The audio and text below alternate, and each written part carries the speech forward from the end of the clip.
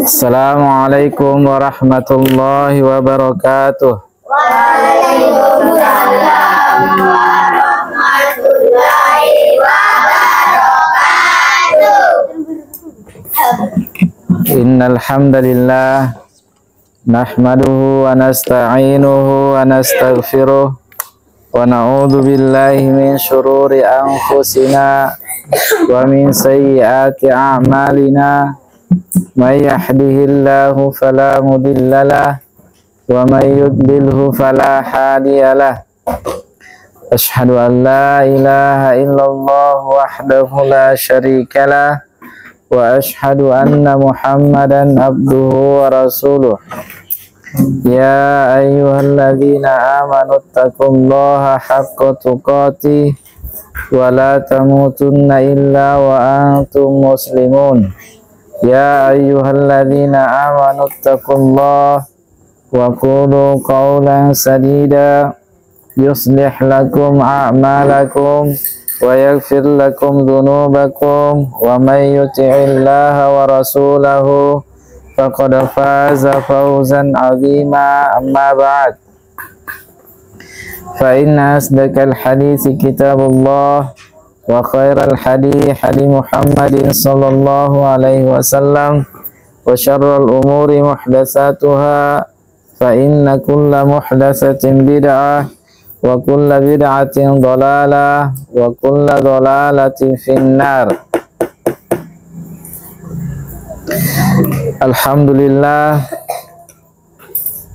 segala puja dan puji hanyalah milik Allah Azza wa Jalla yang senantiasa berada dalam kesibukan. Allah Subhanahu wa Ta'ala yang maha mulia, yang tak pernah mengenal yang namanya mengantuk apalagi tertidur. Setiap saat Allah Subhanahu wa Ta'ala berada dalam kesibukan. Allah Subhanahu wa Ta'ala senantiasa mengurusi hamba-hambanya. Di pagi harinya Allah Subhanahu wa Ta'ala bagi rezeki untuk mereka semua. Di siang harinya Allah Subhanahu wa Ta'ala mengatur berbagai macam urusan hamba-hambanya. Di malam harinya Allah Subhanahu wa Ta'ala memberikan penjagaan terhadap makhluk-makhluknya. Dan berbagai macam urusan-urusan yang Allah Subhanahu wa Ta'ala atur untuk makhluk-makhluknya. Oleh karena itu, senantiasalah kita bersyukur kepada Allah Subhanahu wa Ta'ala yang senantiasa mencurahkan berbagai macam nikmat-nikmatnya itu kepada kita seluruhnya. Dan terkhusus Allah Subhanahu wa Ta'ala mencurahkan nikmat untuk kita seluruhnya di malam hari ini berupa kenikmatan bermajelis ilmu, di mana tidak semua hamba-hamba Allah di malam hari ini diberikan nikmat seperti ini. Nikmat bermajelis ilmu. Nikmat bermajelis ilmu ini, adik-adikku sekalian, adalah nikmat yang teramat besar. Nikmat bermajelis ilmu ini adalah nikmat yang teramat agung. Ini merupakan nikmat khusus. Allah Subhanahu wa Ta'ala tidak berikan kepada semua makhluknya, hanya orang-orang yang khusus, yang Allah Subhanahu wa Ta'ala cintai, yang Allah Subhanahu wa Ta'ala ridhoi, dan yang Allah Subhanahu wa Ta'ala inginkan kebaikan padanya. Hanya mereka yang orang-orang Allah yang Allah Subhanahu wa Ta'ala inginkan kebaikan yang mendapatkan nikmat seperti ini. Baiklah adik-adikku sekalian, kita akan lanjutkan pelajaran kita di malam hari ini, yakni kita akan membaca kitab Sirah Nabawiyah, kisah hidup perjalanan Nabi Sallallahu Alaihi Wasallam yang teramat indah dan teramat baik untuk kita contoh. Jadi kita keselang-seling pelajarannya ya. Kalau malam ini kita belajar sirah, malam besoknya kita belajar Kitabut Tauhid. Kitabut Tauhid. Kitab Fathul Majid. Kitab yang membahas tentang pokok-pokok dari agama ini, inti-inti dari agama ini. di mana seseorang itu tidak akan bisa menyempurnakan agamanya tanpa dia mengetahui hakikat ketauhidan, hakikat penghambaan diri kepada Allah Subhanahu wa taala. Jadi malam hari ini kita akan melanjutkan pelajaran kita, yakni Sirah Nabawiyah.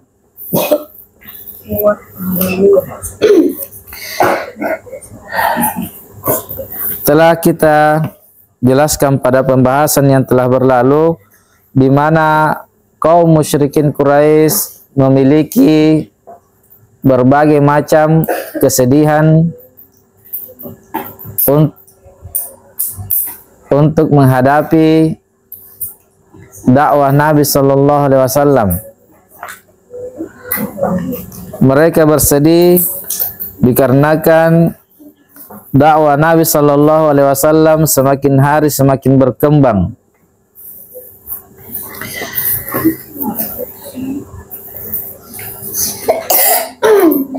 Dan sebagai strategi kaum musyrikin Quraisy dalam menghadapi dakwah Nabi Sallallahu Alaihi Wasallam ini, pada saat selesai musim haji, kembalilah orang-orang Quraisy ke rumah-rumah mereka dengan diliputi perasaan tenang, seakan-akan mereka melihat bahwa masalah yang timbul karena dakwah Nabi Sallallahu Alaihi Wasallam yang mengajak beribadah kepada Allah Subhanahu wa taala saja itu akan tertangani. Jadi mereka semua selesai haji, mereka pun kembali ke rumahnya dalam keadaan tenang dan bahagia karena mereka mengira dakwahnya Nabi Sallallahu Alaihi Wasallam bisa diredam dan bisa dicekal ketika itu. Mereka mengira bahwa mereka bisa mempengaruhi orang-orang yang datang ke Makkah untuk melaksanakan haji. Mereka pengaruhi agar tidak mendengar dakwahnya Nabi Sallallahu Alaihi Wasallam. Padahal mereka salah besar. Terbalik, justru dengan kelakuan mereka yang seperti itu, justru mereka lah yang mempromosikan dakwahnya Nabi Sallallahu Alaihi Wasallam. Karena Nabi Sallallahu Alaihi Wasallam belum menyampaikan dakwah kepada mereka, tetapi kaum musyrikin Quraisy ini lebih duluan menyampaikan kepada orang-orang yang datang haji itu bahwa di dalam Mekah itu ada orang yang begini-begini, ada orang yang mendakwahkan ajaran baru, agama baru, yakni agama Islam. Jadi orang-orang itu sebelum ketemu dengan Nabi Sallallahu Alaihi Wasallam, mereka sudah tahu duluan kabarnya, walaupun kabarnya terbalik, walaupun beritanya terbalik, bohong. Walaupun kabarnya masih kabar bohong, namun setidaknya mereka sudah punya informasi bahwa ada nabi baru di Mekah. Maka setelah mereka pulang ke kampung halaman mereka masing-masing, maka menjadilah viral berita ini, menjadilah terkenal beritanya Nabi Sallallahu Alaihi Wasallam dalam mendakwakan Islam. Jadi mereka sendiri yang memviralkan dakwahnya Nabi Sallallahu Alaihi Wasallam. Mereka berpikir dan bermusyawarah, kemudian memilih berbagai cara untuk menghadapi dakwah tersebut dan menghentikannya. Secara ringkas, di antara strategi mereka adalah, jadi mereka kembali setelah selesai haji ini, kembali mereka melakukan musyawarah di kalangan kaum musyrikin Quraisy. Apa yang dibahas? Mereka membahas berbagai macam strategi untuk menggagalkan dakwah Nabi Sallallahu Alaihi Wasallam, untuk menghancurkan dakwah Nabi Sallallahu Alaihi Wasallam, dan untuk menghentikan secara total dakwah Nabi Sallallahu Alaihi Wasallam. Banyak cara yang mereka lakukan dalam perkara ini. Salah satu strategi yang mereka lakukan adalah mereka melancarkan ejekan dan olok-olokan serta menggencarkan tindakan-tindakan tersebut kepada Nabi Sallallahu Alaihi Wasallam dan para sahabatnya. Langkah pertama yang mereka ambil adalah mereka semakin melancarkan ejekan dan olok-olokan mereka terhadap Nabi dan para sahabatnya. Tujuannya adalah untuk meredahkan dan melemahkan mental Nabi Sallallahu Alaihi Wasallam dan kaum muslimin. Jadi tujuan mereka mengejek-ngejek Nabi sallallahu alaihi wasallam dan kaum muslimin adalah untuk melemahkan mentalnya agar supaya Nabi dan kaum muslimin berhenti mendakwahkan agama Islam ini. Kan biasanya kita kalau sudah ada yang mengejek-ngejek kita di sekolah kita atau teman kita, dia mengatakan soalin kau pakai kudung besar, soalin kau pakai celana jingkrang-jingkrang. Kalau kita biasanya diejek setiap hari diejek seperti itu, mungkin kita akan lepas kudung besar kita, mungkin kita akan buang celana jingkrang kita, akan kembali turun. Kenapa? Karena ini dapat melemahkan mental kita, sehingga kita pun malu terhadap manusia, kita pun terjatuh kepada perkara-perkara yang diharamkan oleh Allah Subhanahu wa taala karena malu kepada manusia. Jadi ini salah satu tujuan mereka, kenapa mereka menggencarkan olok-olokan, cercaan, cacian mereka terhadap Nabi sallallahu alaihi wasallam agar supaya Nabi sallallahu alaihi wasallam mentalnya bisa melemah dan bisa meninggalkan dakwahnya. Akan tetapi ketahuilah adik-adikku sekalian, Nabi sallallahu alaihi wasallam tidak akan pernah surut mentalnya. Tidak akan pernah surut semangatnya dalam mendakwahkan Islam. Nabi sallallahu alaihi wasallam semakin ditekan, semakin berkobar dakwahnya. Semakin dicekal, semakin membias dakwahnya. Nabi sallallahu alaihi wasallam tidak pernah sedih dan tidak pernah merasa patah semangat dalam mendakwahkan agama Allah Subhanahu wa taala bersama kaum muslimin. Apapun yang menjadi taruhannya, bahkan nyawa-nyawa mereka siap mereka korbankan di jalan Allah Subhanahu wa taala. Jadi mereka sudah tidak mengenal yang namanya lemah mental. Mau dicaci, mau dibilangi gila, mau dibilangi sinting, mau dibilangi penyihir, penyair, mereka tidak peduli, kaum muslimin tidak peduli, dan Nabi sallallahu alaihi wasallam tidak menghiraukan mereka.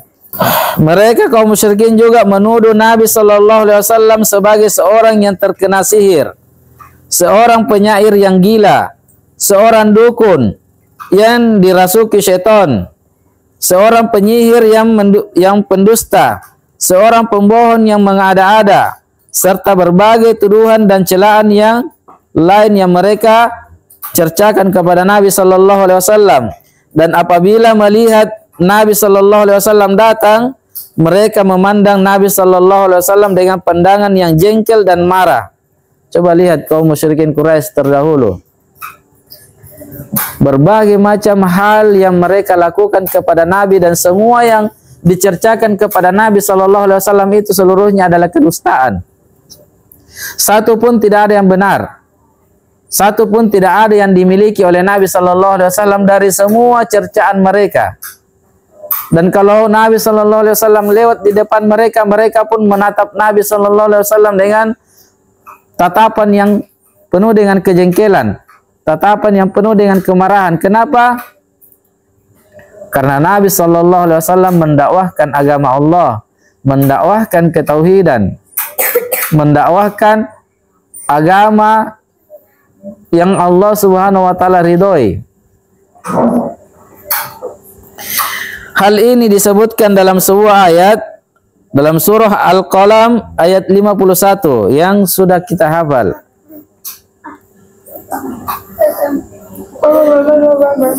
Allah Subhanahu wa taala berfirman, dan sesungguhnya orang-orang kafir itu benar-benar hampir menggelincirkan kamu wahai Muhammad dengan pandangan-pandangan mereka tatkala mereka mendengarkan wahyu, dan mereka berkata, sesungguhnya ia Muhammad benar-benar orang gila. Jadi Allah Subhanahu wa taala ceritakan tentang kelakuan kaum musyrikin terdahulu, apa yang mereka lakukan terhadap Nabi. Mereka mengatakan Nabi orang yang gila, padahal Nabi sallallahu alaihi wasallam membacakan ayat-ayat Allah Subhanahu wa taala. Kalamullah yang Nabi bacakan, firman-firman Allah, di mana tidak ada satupun kalimat yang bisa mengungguli kalimat-kalimat tersebut di zaman itu sampai sekarang. sehingga mereka tidak lagi menemukan cara yang lebih baik untuk mencerca Nabi, sehingga mereka katakan saja Nabi itu orang gila. Ucapannya bukan ucapan orang yang benar, ucapan orang gila. Padahal Nabi membacakan wahyu dari Allah Subhanahu wa taala, yakni Al-Qur'an. Baik, jika melihat Nabi sallallahu alaihi wasallam, mereka kaum musyrikin juga menjadikan beliau sallallahu alaihi wasallam sebagai bahan ejekan. Mereka mengatakan sebagaimana yang dikatakan oleh Allah Subhanahu wa taala dalam surah Al-Bayyinah, bukan Al-Bayyinah ya, surah Al-Anbiya ayat 36. Ahadzal ladzi yadhkuru alihatakum. Apakah orang ini yang menyebut dan mencela Tuhan-Tuhan kalian? Yakni yang dimaksudkan itu, apakah Nabi sallallahu alaihi wasallam itu yang mencela-cela Tuhan-Tuhan kalian? Yakni Tuhan-Tuhan palsu mereka, Tuhan buatan, Tuhan mainan, Tuhan dongo-dongo.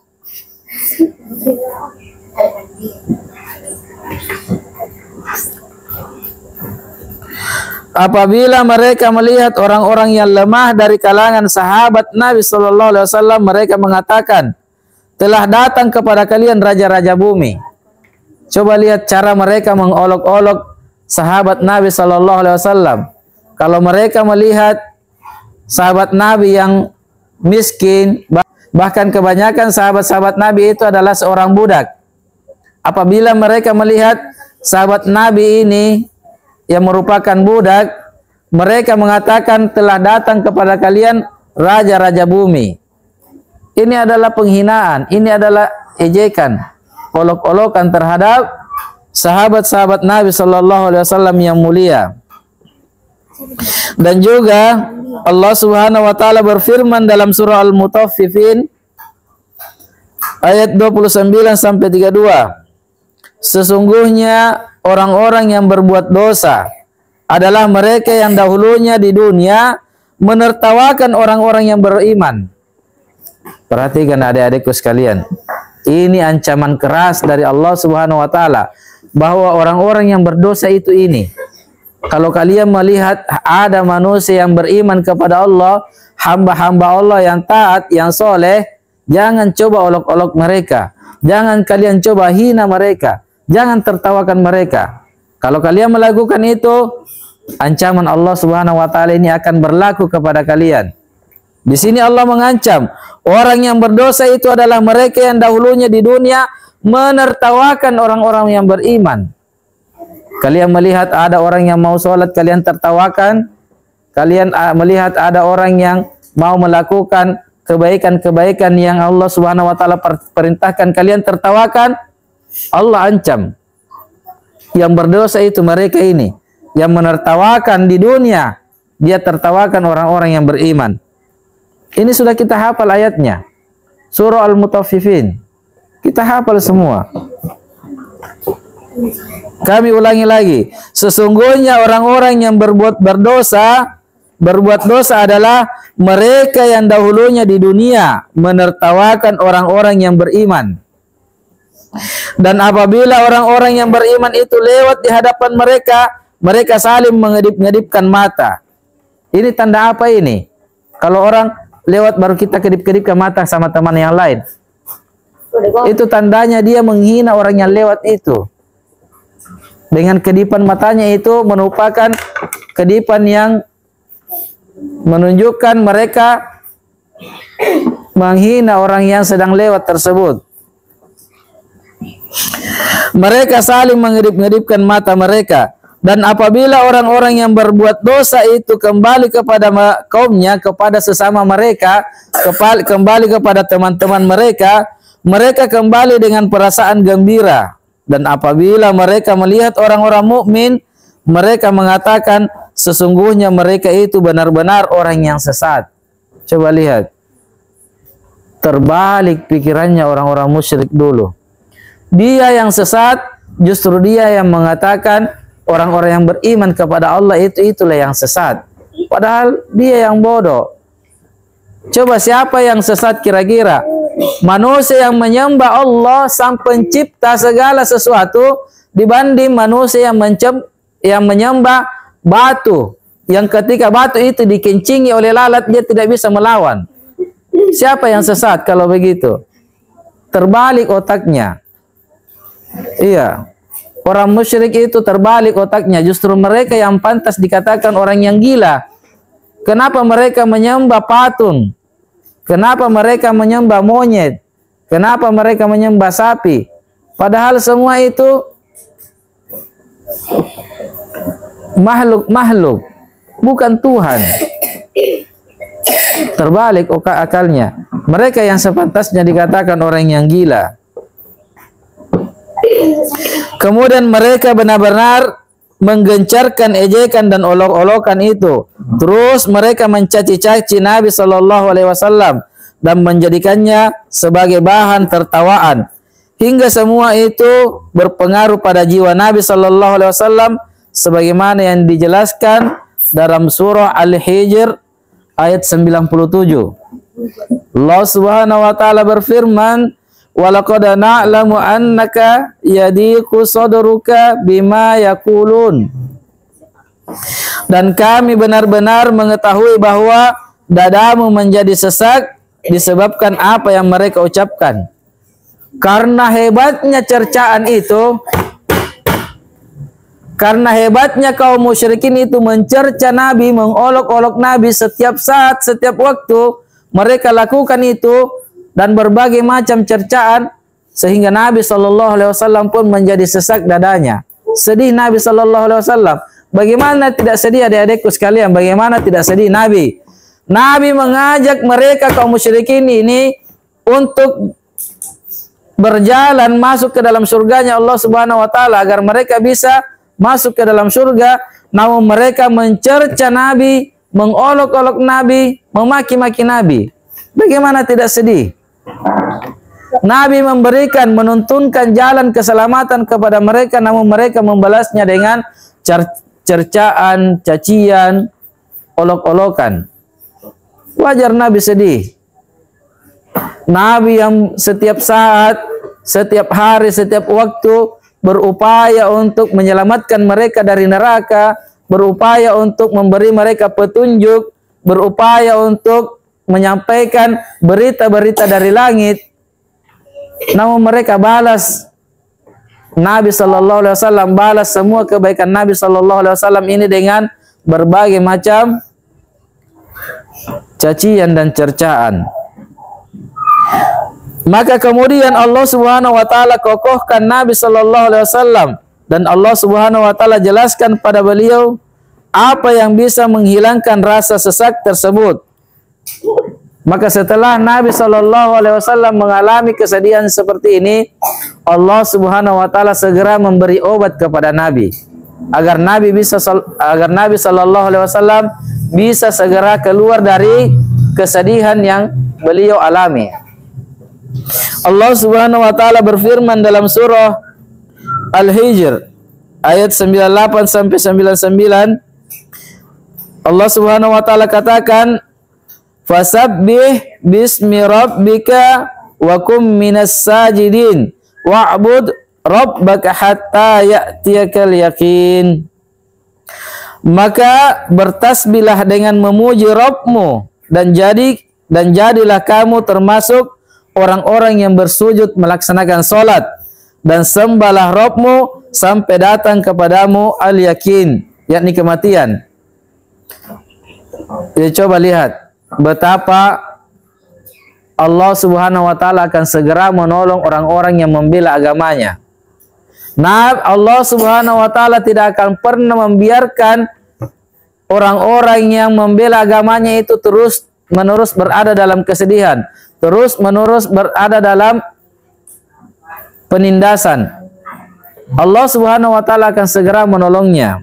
Ini merupakan pertolongan dari Allah Subhanahu wa taala.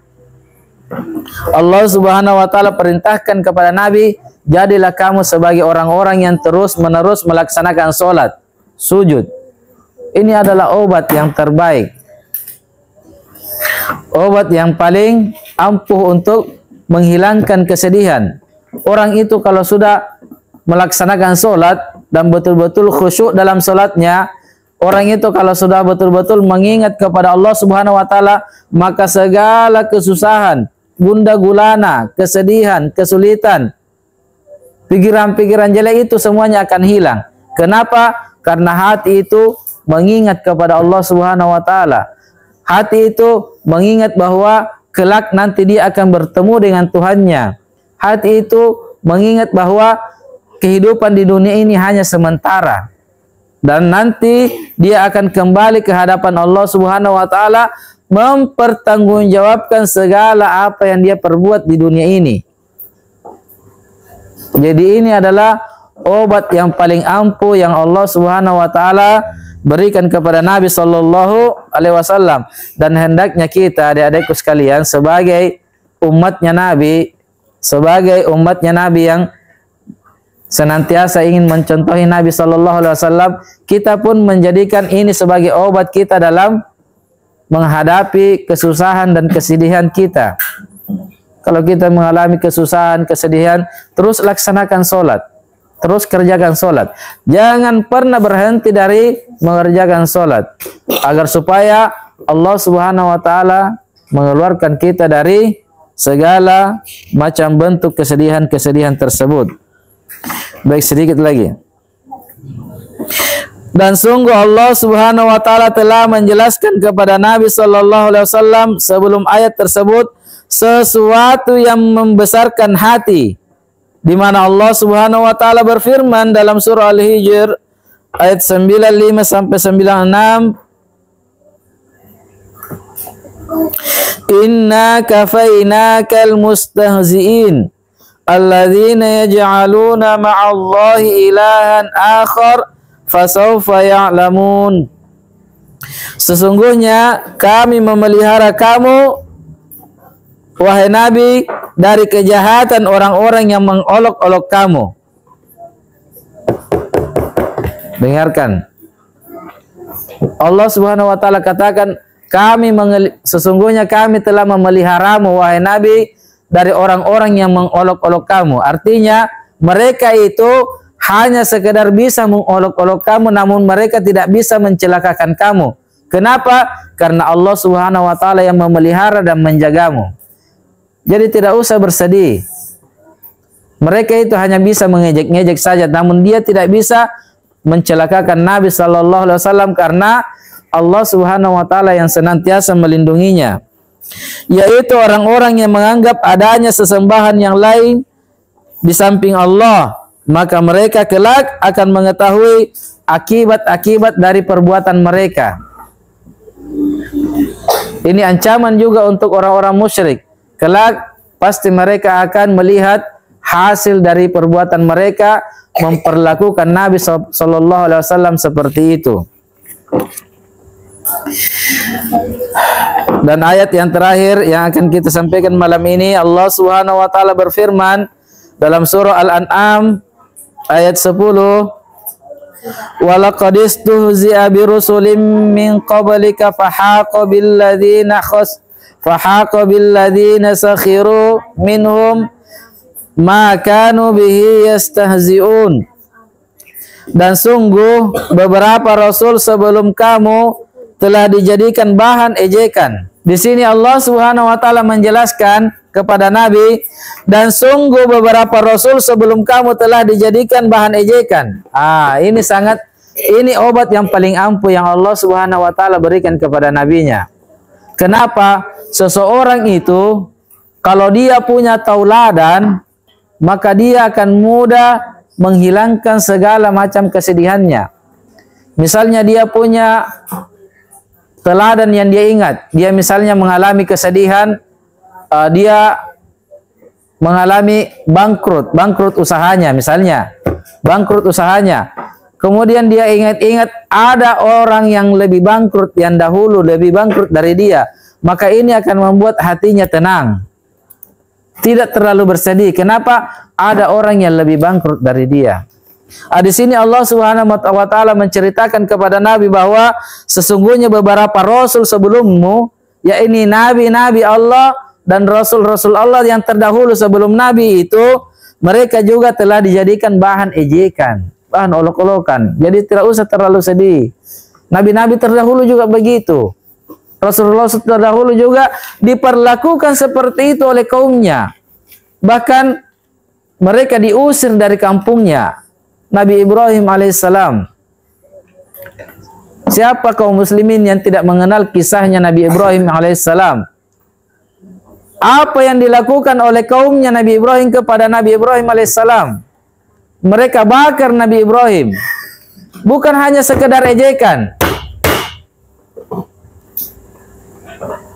Bukan hanya sekedar ejekan yang dilakukan oleh kaumnya kepada nabinya, kepada Nabi Allah Ibrahim alaihissalam. Akan tetapi mereka mengejek, kemudian mereka juga melemparkan Nabi Ibrahim ke dalam api yang bergejolak. Ketika itu ada seorang raja yang sangat zalim. Raja yang mengakui bahwa dirinya itu adalah Tuhan. Raja yang paling sombong. Dia mengatakan kepada rakyatnya, kumpulkan kayu bakar sebanyak-banyaknya. Sehingga terkumpul kayu bakar itu seperti rumah besar. Kemudian dibakar. Setelah berkobar apinya, Nabi Ibrahim dilempar ke dalam. Apa yang terjadi? Apakah Nabi Ibrahim terbakar? Apakah Nabi Ibrahim hangus? Apakah Nabi Ibrahim mati? Allah Subhanahu wa taala akan senantiasa menolong hambanya yang senantiasa mendakwahkan agamanya, yang senantiasa membela agamanya. Allah Subhanahu wa taala katakan kepada api, wahai api, menjadi keselamatan kamu untuk Nabi Ibrahim. Maka menjadi dingin sejuk api itu. Tidak membakar sedikit pun dari kulit. Bahkan bulu-bulunya yang kecil, Nabi Ibrahim pun tidak terbakar. Tidak sehelai benang dari bajunya pun terbakar. Allah Subhanahu wa taala akan senantiasa menolong hambanya yang senantiasa menolong agamanya, yang senantiasa mendakwahkan agamanya. Ini pelajaran yang sangat penting adik-adikku sekalian. Jadi kalau kita mengalami kesedihan dalam dakwah, tidak usah bersedih. Ada contoh kita terdahulu. Mereka diuji juga. Mereka juga diolok-olok oleh kaumnya. Mereka juga dihinakan. Namun mereka sama sekali tidak mundur dari dakwah tersebut. Bahkan Allah Subhanahu wa taala akan senantiasa menolongnya. Jadi Allah Subhanahu wa taala ceritakan kepada Nabi agar Nabi tidak bersedih. Sudah, tenang. Nabi terdahulu juga begitu. Mereka juga disiksa, diolok-olok, bahkan mereka berusaha dibunuh juga. Bahkan Nabi Ibrahim diusir dari kampungnya. Disuruh pindah, disuruh ke luar negeri.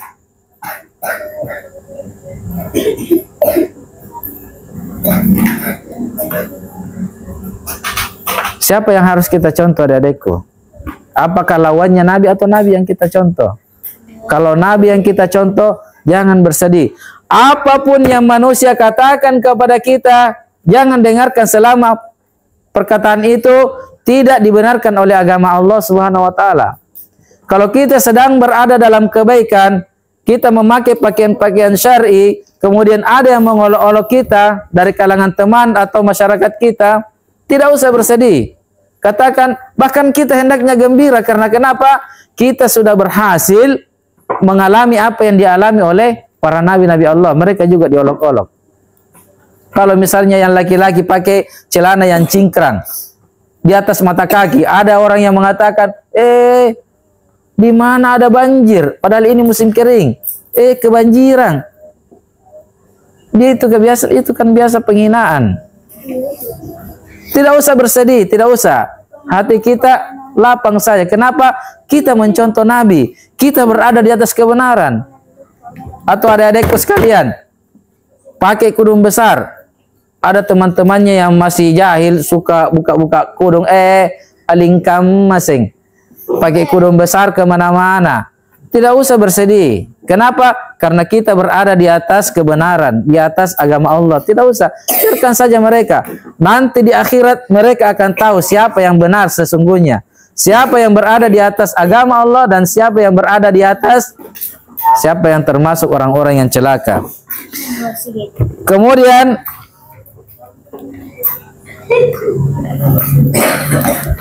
Maka turun, kata Allah Subhanahu wa taala lanjutan ayatnya yang tadi, dan sesungguhnya beberapa rasul sebelum kamu telah dijadikan sebagai bahan ejekan, maka turunlah kepada orang-orang yang mencemoohkan di antara mereka itu balasan siksa atas ejekan-ejekan mereka. Coba lihat. Allah Subhanahu wa taala kalau sudah murka,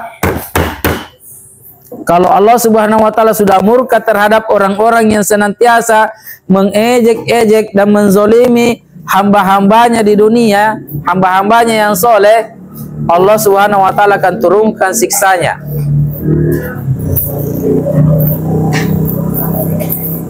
Allah Subhanahu wa taala akan turunkan azabnya. Allah Subhanahu wa taala akan turunkan berbagai macam siksa untuk orang-orang tersebut. Siapa yang kenal azab yang Allah Subhanahu wa taala timpakan kepada kaumnya Nabi Nuh? Ketika kaumnya ini mendustakan Nabi Nuh, ketika kaumnya ini tidak mau mendengarkan ajakan Nabi Nuh untuk beriman kepada Allah, Allah Subhanahu wa taala tenggelamkan mereka semuanya. Tidak ada satupun yang selamat di antara mereka. Semuanya tenggelam. Dan banyak lagi kisah-kisah dari para nabi-nabi Allah Subhanahu wa taala yang Allah Subhanahu wa taala kisahkan dalam Al-Qur'an tentang para pembangkang, tentang orang-orang yang senantiasa mendustakan dakwah-dakwah yang diemban oleh para nabi-nabi Allah Subhanahu wa taala. Baik, sekian dulu adik-adikku sekalian. Subhanakallahumma wa bihamdik, asyhadu an la ilaha illa anta, astaghfiruka wa atubu ilaik. Assalamualaikum warahmatullahi wabarakatuh.